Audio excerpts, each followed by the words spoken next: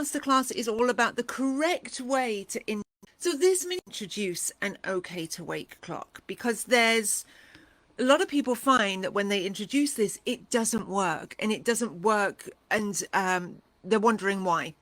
And I hear from so many families that they'll say that the okay to wake clock, they tried it, but it didn't work. And it's because they didn't introduce it correctly, and they didn't set themselves up for success. Now, I always like to set myself up for success when doing anything, and I like to set families up for success. And so that means taking things kind of slow. No child on the planet is suddenly going to be able to do something and be perfect at it. Everything takes practice to make progress, to then get results. And it's exactly the same when introducing an okay to wake clock, or you're doing some really big changes to a daily schedule, or even doing some sleep training. Small little steps are much easier for you and for your child, and it's going to be a lot less of a disruption.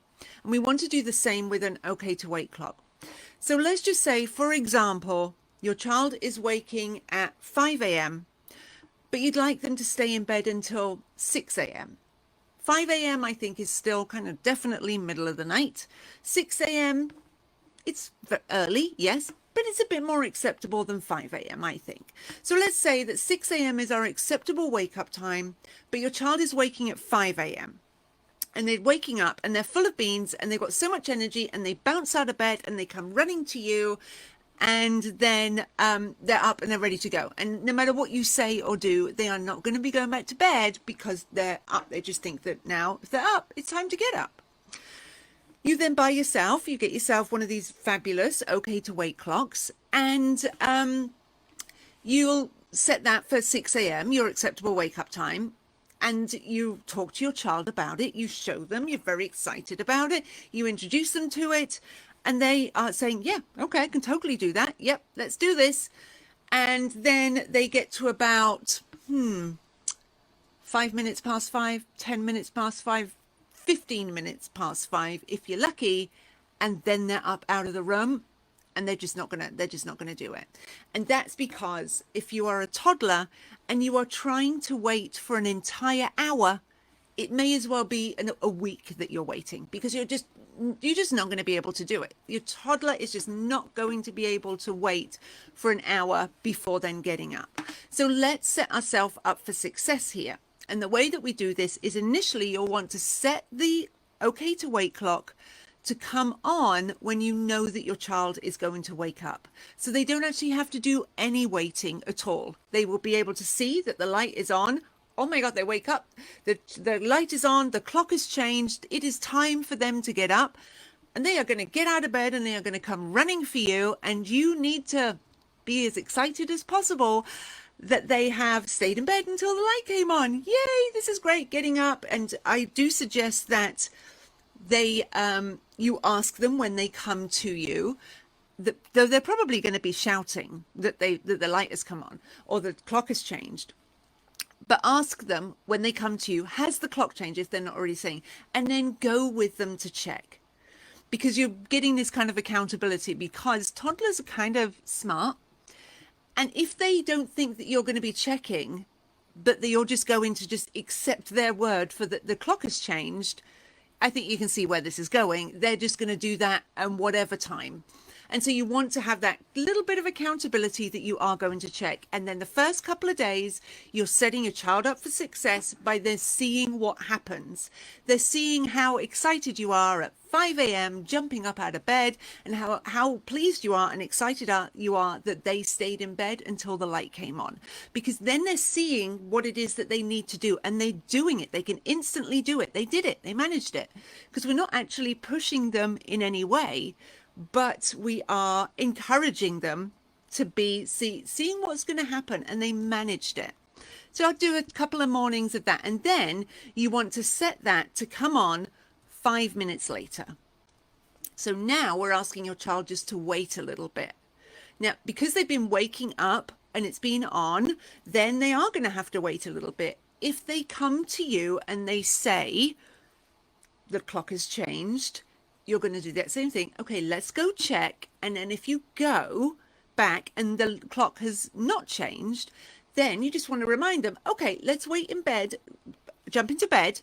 You need to wait here until it changes. It's going to change really soon, really, really soon.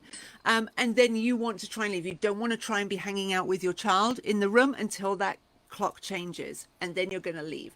And just reminding them what it is that they need to do when the clock changes. And then it may just be a minute or two, and then they're going to come running out. Super excited, and then you're going to be getting up.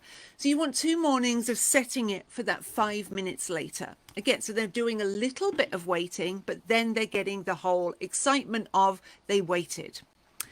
Then you want to wait another 5 minutes. So we're now 10 past 5. So we're encouraging them again to be waiting. And if they're leaving the room, and letting you know that the clock has changed, you're going in and checking. If they are coming through and just saying that the clock has not changed, then you want to be taking them back. What's nice about this is that you are kind of on the same team as your child here. The clock is more of the bad guy than you. It's not you saying that it's not time to get up. It's the clock saying that it's not time to get up. And you're with them, and you're trying to help them, and you're trying to encourage them to be staying in bed until the clock changes. So you are going to take them back to bed if you need to. Now they're getting used to kind of doing a little bit of waiting, that they may actually be okay. If your child does get out of bed because now that they're bored, if they are just awake and they're bored, then they may just be getting out of bed. You may want to think about, what are you going to set up for your child to be able to stay in bed? Are you going to put some books next to the bed or on the bed that they can then read and they can look at whilst they're waiting then for the clock to change? So think about that, what you're going to do, what are you expecting your child to do? And we want it to be reasonable, what it is that you want them to do. You know, because just laying there with their eyes closed, though that sounds for an hour, sounds absolutely delightful to me, to a toddler, that's just not going to be fun at all. So set ourselves up for success is that we want to give them something to do so that they can hang out for that little bit. Every couple of days, you want to set that clock for a little bit later, continuing to go that little bit later. You're then having your child is going to be doing something. Hopefully, they're going to be sleeping a little bit later, because they're going to be not getting up until later. When we get up, there's a hormonal shift that happens when we get up and we're getting into the light and we're starting our day. And we want to delay this until as near to our acceptable wake up time as possible, because that's going to then help your child sleep later in the morning. Now, you have to kind of wait to see the results of that, of sleeping in later in the morning, because it is one of the hardest things to change, an early morning wake up, because it takes so long. You can be doing everything right, which is not getting up and starting your day, treating it as nighttime, which is what your child is doing as they're in their bed, waiting for that clock to change. But it can take weeks and weeks for you to see the results, that they start sleeping in a little bit later. So I think that chances are your child will sleep a little bit later, but that is going to come later. You're going to continue to be pushing that clock changing, the light coming on, whatever your okay to wake symbol is. And you're going to continue to push that nearer and nearer to your acceptable wake up time, so that your child can actually manage it. Suddenly go in that big hour, they may as well wait for a decade. They're not going to be able to do it. They're just not going to be able to. So set yourself up for success. Slow and steady wins the race, regardless of if you are introducing an okay to wake clock, making any changes with your child's daily schedule, or even doing some sleep training. The smaller the step, the easier it is for your child. They're going to get success, and then you can continue to build on that. There is no need to be doing giant steps for anything. You just don't need to. It's much harder to do. Much harder. You will get to that hour where where your child is waiting for that hour, but they're not doing that on day one. They're not doing that on day two. You're working your way towards that. It may take you 2 weeks to get there. Still that you've got that hour, but you did it successfully rather than just trying to get your child to wait an hour. So you set yourself up for success. It's super easy to do if you introduce the clock the right way. There. That's it. It's super simple. It's super easy. And it's totally you can totally manage it. You definitely can.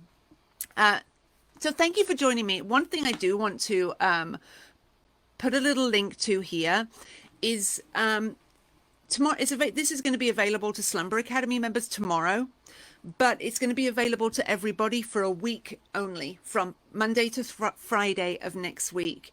It's a Choose Your Own Sleep Adventure Toddler Night Wake Ups edition. So I'm going to start doing these throughout the year. Choose Your Own Sleep Adventure. And so what it is like Choose Your Own Sleep Adventure. You remember the books. You remember those books where you would, read a passage and then it says, if you want to enter the cave, then go to page 38. If you want to go to the supermarket, go to page 7. And you then would choose your own adventure, and the book could be different every single time. I love those books so much. And so I was thinking about, well, how can we incorporate this into sleep? This is kind of the stuff that I think about. And so what I've done, I've developed a quiz. That's the kind of the adventure bit, the choosing your own bit, because it depends on the answers that you put into this quiz as to why your toddler is waking, as to what then the reason that they're going to be waking is. So your answer is going to be really different depending on why your toddler is waking up. Obviously, toddlers wake up, and there's a bazillion different reasons why they're doing it. So this Choose Your Own Adventure Toddler Night Wake Ups edition is going to be free for everybody to join. Starting on Monday through to Friday. It's available to Slumber Academy members from tomorrow, and it's going to be available for all Slumber Academy members at all point. It won't disappear from there. We can figure out why your toddler is waking up. When we know why they're waking up, we know how we can work on reducing down and limiting those wake ups. So it's a win-win. Basically, it's fun because it's a choose your own sleep adventure, and it's helping you get some sleep. So here's the link to get signed up. I'm just going to post that here. There we go. So you can get signed up, and what I'll do is I'm going to then email you a reminder. So you're just going to be added to the list. I'll email you a reminder on how you can get signed up and how you can start doing the quiz, choosing your adventure, and we'll start hopefully with your toddler getting you some sleep. Definitely. And an okay to wake clock is part of the adventure as well. Because early, if your child waking up and they think it's time to get up, maybe this is a way that we can help. So make sure that you get signed up for that. It's only going to be available for next week, Monday through Friday. That's it. And then it's going.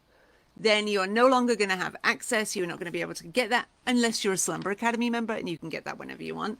But we can try, if we know why your toddler's waking, we can work on eliminating the wake ups. Yay. Great stuff. Okay.